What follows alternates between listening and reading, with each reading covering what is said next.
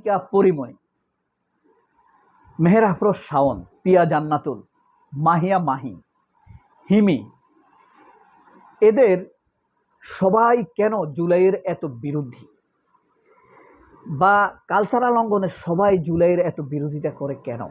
এটার একটা কারণ বের করে ফেলেছি আমি যে তথ্যপাত্রগুলা পড়াশোনা করে বা অল্প স্বল্প রিসার্চ করে বের করেছি, তাতে আপনি নিশ্চিত হতে পারবেন এদের বিরোধিতা করার কারণ কি।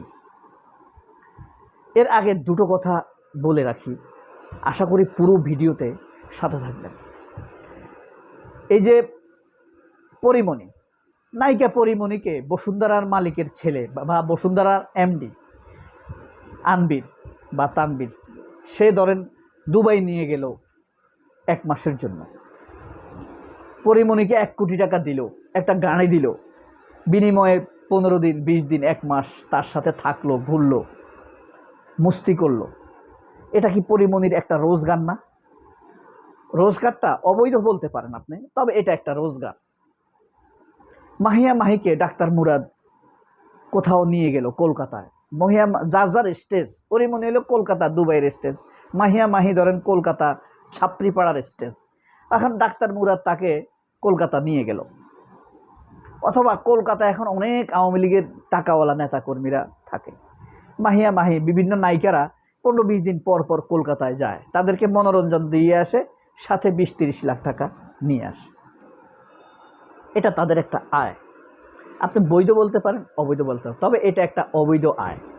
আমি খুব অনুরোধ করব, যদি আমার ভিডিও শুনে ইলিয়াস হোসেনের কাছে যায়, ইলিয়াস হোসেন যেন এই বিষয়ে গভীর তথ্য অনুসন্ধান করে মানুষদেরকে আরও ভালোভাবে জানায়। তারা তো পেশাদার সাংবাদিক, তারা আরও ভালো জানাতে পারবে।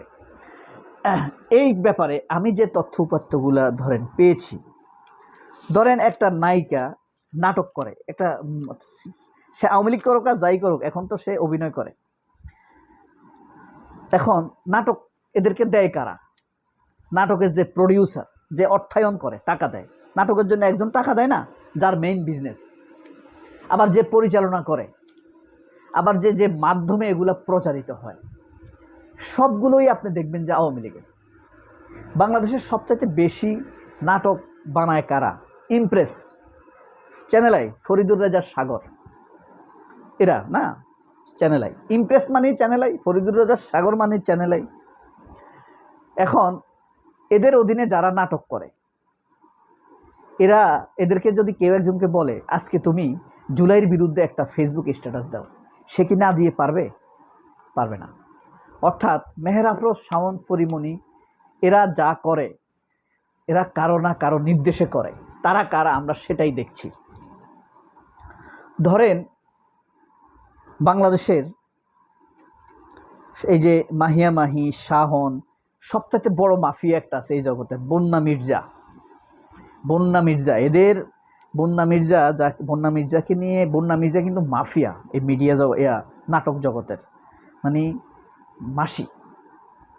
খায়রুল, হ্যাঁ, চরকি, বায়োস্কোপ, টফি, দীপ্ত টিভি, তারপরে চীনা সিনেমা প্রযোজক, পরিচালক, এরা সবই আওয়ামী লীগ।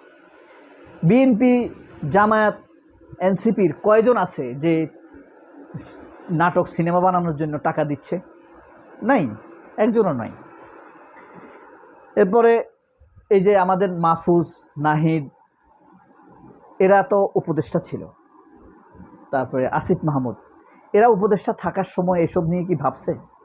একটা মাধ্যম, মিডিয়া বলতে চ্যানেল না, একটা অ্যাপস অথবা একটা সাইট, ওয়েবসাইট, যেমন আপনার বঙ্গ, চরকি, বায়োস্কোপ, এগুলা কার? টফি কার? বিঞ্জো কার? বাংলা ফ্লিক্স কার? নেটফ্লিক্স কার? দীপ্ত প্লে কার? আইস্ক্রিন কার? ইমপ্রেস কার? এগুলার মালিক কে? এগুলাতে নাটক দেখার সিস্টেম আপনারা জানেন কিনা? আমি প্র্যাকটিক্যালি জানি না। এটা হলো সিস্টেম, হলো আপনি ধরেন চরকিতে ঢুকবেন বা বঙ্গে ঢুকবেন বা ইমপ্রেস, আইস্ক্রিতে ঢুকবেন, ফেসবুকের মতো একটা অ্যাপস, ঢুকে নিজের নামে একটা আইডি খুলবেন, যেমন ফেসবুকে খোলা হয়। খুললে আপনি একটা নাটক দেখবেন বা একটা সিনেমা দেখবেন, ওই সিনেমার রেট লেখা আছে। আপনি 5 টাকা দিয়ে, ধরেন আপনি হুমায়ুন আহমেদের একটা নাটক দেখবেন, ওখানে লেখা আছে, ক্লিক করবেন, তখন আপনার বিকাশ নাম্বার আসবে অথবা ব্যাংকের কার্ডের নাম্বার আসবে, আপনি 5 টাকা বা 10 টাকা 20 টাকা দিয়ে একটা নাটক বা একটা সিনেমা দেখতে পারবেন। এখন এই যে সাইটগুলো, একটা সাইটও তো এনসিপির নাই, জামায়াতের নাই, বিএনপির নাই, সব আওয়ামী লীগের। যেমন বঙ্গ, বাংলাদেশের প্রথম নাবিদুল হককে ঢাকা উত্তরের মেয়র আনিসুল হক ছিল না আওয়ামী লীগের, রুবানা হক আনিসুল হকের ছেলে নাবিদুল হক। এখন নাবিদুল হক মাহিয়া মাহিকে নাটকে নেবে না। নাবিদুল হক কয়েক কোটি টাকা বিনিয়োগ করবে নাটকের জন্য, সেই নাটকে মাহিয়া মাহিকে নেবে না। মাহিয়া মাহি অনুরোধ করলো আমাকে একটা নাটক দেন, নাবিদুল হক বলল জুলাইকে নিয়ে একটা স্ট্যাটাস দাও। নাবিদুল হক করতে কিছু হলো না, মাহিয়া মাহির অবস্থা তো খারাপ, তাই না?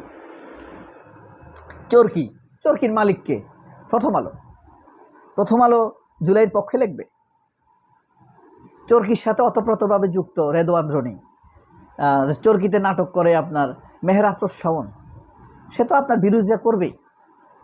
চরকিতে মানে আপনার 3x লেভেলের নাটক করে আপনার এই পিয়া জান্নাতুল। এখন সে জুলাইয়ের বিরুদ্ধে বলবে না, নাহলে তো তাকে নাটক দিবে না, বুঝতে পারছেন?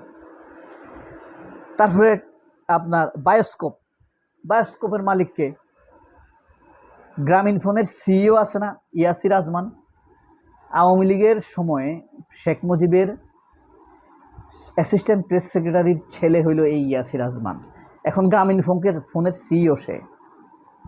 তাহলে দেখেন দীপ্ত টিভির, হ্যাঁ, দীপ্ত টিভি কি জুলাই পক্ষে বলবে না? এগুলো একটাও কি বিএনপির আছে বা জামায়াতের আছে, এনসিপির আছে? নেই, সব আওয়ামী লীগের। IScreen, Channel I, Faridur Reza Sagar, তাইলে বুঝতে পারছেন? তারপর ইমপ্রেস কার? Channel I, Faridur Reza Sagar. তাহলে এই যে মাহফুজ আমাদের বলি, এগুলো অন্তত করতে পারতো, একটা সাইট করতে পারত। এই যে ধরেন বাংলাদেশে প্রায় 14টা এরকম আইস্ক্রিন, ইমপ্রেসের মতো সাইট আছে, বিনোদনমূলক সাইট, খেলারও আছে। তাহলে এগুলো কি আপনি কোনোভাবেই সম্ভব একটাও করা? এদেরকে আপনি মোকাবেলা করবেন কিভাবে? এরা রুটি রুজির জন্য আওয়ামী লীগ করবে। ছাত্র যেমন হিমি আছে না একটা, ওই যে নীল আলমগীরের লগে বেশি নাটক করে, হে তো ধরেন ইডেন কলেজে থাকার সময় সে ছাত্রলীগ করতো, মেয়ে আওয়ামী লীগ করতো। ছাত্রী অত ভালো না, আওয়ামী লীগের নেতাদের পিছিয়ে ঘুরতো, তাদের মনোরঞ্জন করতো। সুন্দর না মেয়েটা, একদম লম্বা, এটা হইলো তার পজিটিভ দিক।